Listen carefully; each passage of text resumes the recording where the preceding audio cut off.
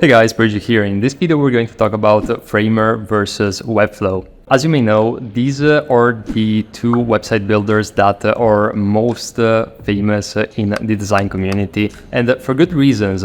But now let's talk about why should you use one or the other. Because at the end of the day, the answer as to why you should use FRAMER or WEBFLOW is going to depend on the project. So first of all, WEBFLOW is a no-code tool which is going to offer the most flexible solution for the very most part, because it's been around for a very long time, and the way that it's structured, it enables you to create all sorts of different websites that can integrate with different apps. Generally speaking, there's almost no limits to what you can do with WEBFLOW.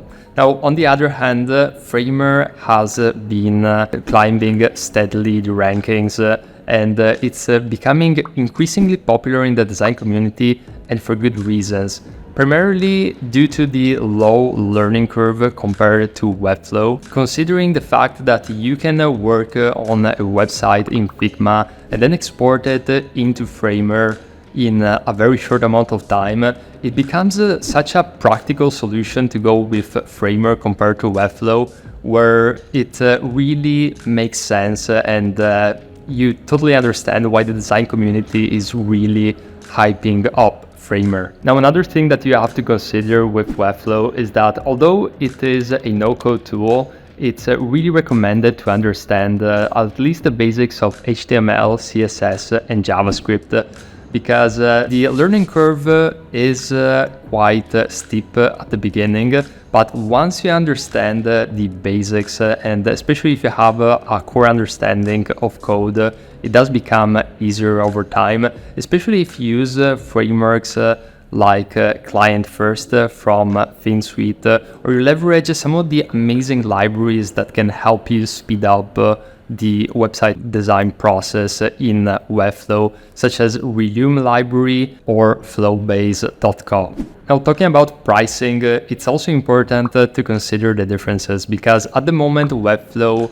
is higher in pricing, and FRAMER is a bit cheaper, especially if you start out. But you also have to consider that there's going to be different integrations and things that can actually change this quite fast, especially if you consider the fact that FRAMER has a lot of different integrations which are paid as a monthly extra. So you really have to evaluate what are going to be the needs for your project and make those calculations beforehand. To conclude this analysis, I would actually recommend FRAMER for smaller projects such as single landing pages, or projects that don't really need a large scope and some specific flexible solutions, while if you're looking for a longer term website which can increase in size and functionality over the course of the following years, my go-to at the moment is WEBFLOW, because it still offers the most flexible solution. But again, the answer is going to depend on your specific project needs and goals. So I really hope you enjoyed this video. If you liked it, feel free to check out the other videos on my channel, and visit giodesigns.com in order to receive my design freebies. I'll see you in the very next one.